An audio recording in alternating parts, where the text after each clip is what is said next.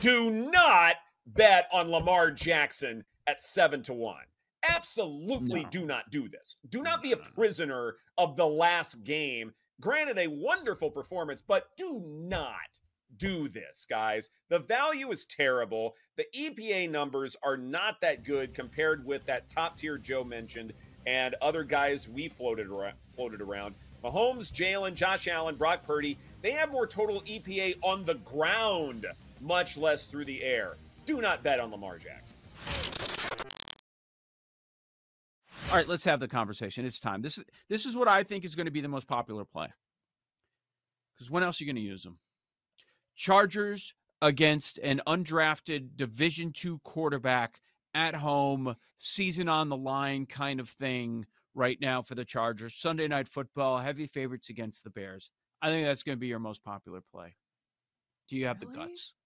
Yeah, I think it will be, because when else are you going to use the Chargers? I thought would be maybe the most popular.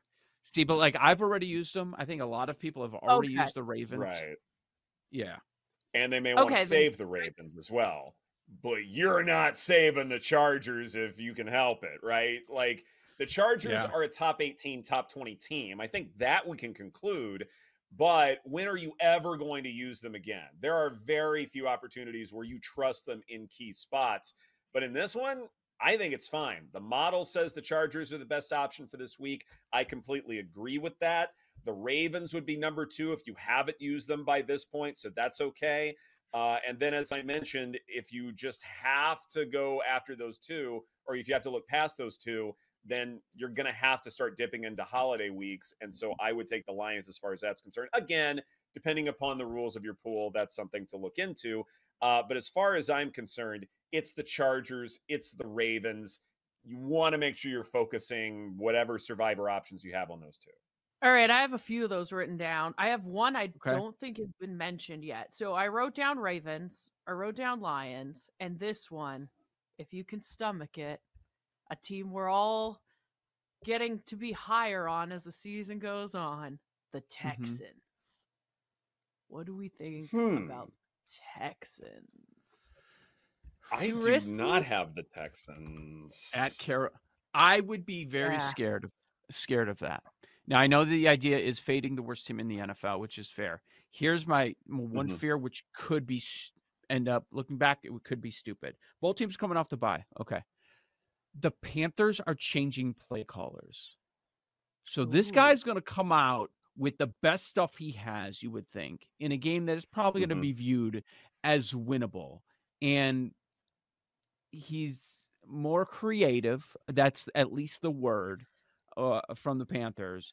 So he's going to use a lot of motion. I wonder if I just wouldn't mess with it because I'd be scared of, team goes away for a week. We got to get our first win. New play caller. All right, this is going to be so much better. Maybe the team rallies around. I would just be scared about that a little bit. That's a good point. And also, you might want to wait for like week 13 when the Texans play the Broncos too. Oh, yeah. Could be. Yes, there's that. I also would not be surprised. There are probably other options, perhaps even in division, closer to the end of the season where Houston may be fighting for a playoff spot, maybe to win the division, something like that. And you like that matchup a good bit more for them. So I would probably save that Texans bullet a little bit. And maybe as far as aligning with you, Joe, as far as not to mess with that game, do we really think Carolina is going to go 0-17? No. I certainly don't. Like, maybe they have the worst record in football. That's a possibility. They're 0-6 to start the campaign. This feels like a game they would win, right? Just, in terms of overall precedence in the NFL and things like that. Like, this is probably the game where Carolina wins because they're a little bit more rested. It's a more unpredictable offense, as you mentioned, as far as the play caller goes. I look at that and say, that one makes me uncomfortable. And it's only 3 points when we know Houston is a good bit better than Carolina. That's almost a suspicious number to me. Like, the Texans should probably be favored by more like 4 or 5 against a team like that. But if they're not, then I think somebody's trying to tell me something like we're not really sure if the Texans can pull through in a game like this. And they got Arizona in a month. That's another one. They've got Tennessee a couple times. Yes. Like there's, I want to have the Texans in my pocket moving forward. This is Wong Wednesday. This is the biggest Wong teaser week of the year. So I'm glad we got right to it. I'm glad we did not play any audio of my Detroit Lions thoughts. That was obviously a terrible bet, but there are 6 legs that I think, depending on what you like. Buffalo obviously tomorrow at 8.5.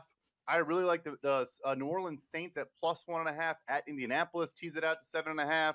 And then, you don't love picking road teams, but the Chiefs and Ravens down to 2. The Chargers, we'll get into that whole conversation a little bit, I'm sure, down to 2.5. And last but not least, the Lions coming off that bad loss at -8. You can tease all 6 of those legs.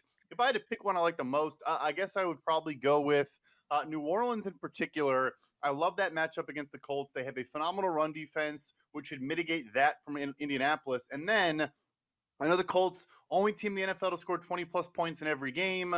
Shane Steichen, should be a Coach of the Year candidate type guy, especially if they hadn't gotten cheated out of that win per Jim Irsay. But not a good matchup also because the Saints play a ton of press man coverage. And I think what Gardner Minshew has done is feasted on a lot of zone coverage teams, finding guys underneath, letting them get yards after the catch. And that's not going to happen in this Saints game. They're going to play up. They're going to play press. They're going to bump their receivers off the line.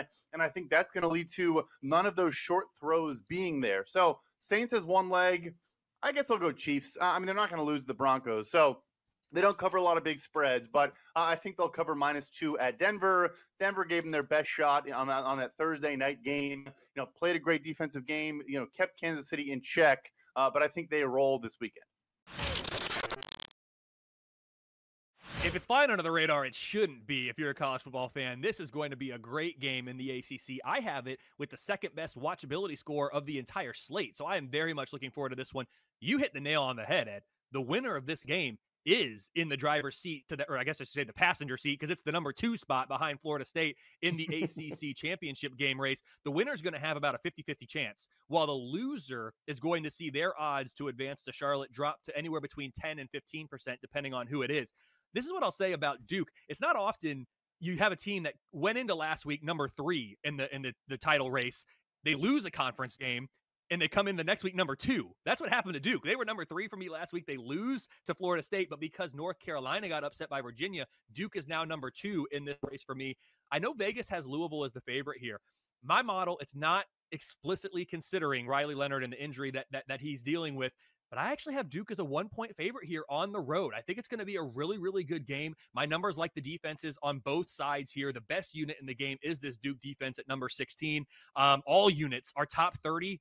I'm really excited about this game. And if you would have said in August, Duke, Louisville in the ACC, come on now. No, this is a huge game. Perhaps the only game with more leverage left in this conference in the regular season is when Duke and North Carolina get together. I think it's in week 11. So, pay attention to this one if you're not already. Florida State's going to have their eye on it. That is for sure. I know they're on the road at Wake Forest, so I'm not suggesting they won't be focused on that game, but trust me, they're going to be looking to see who comes out of here, because this is the winner here is going to be in that spot, the favorite to be that number 2 in Charlotte.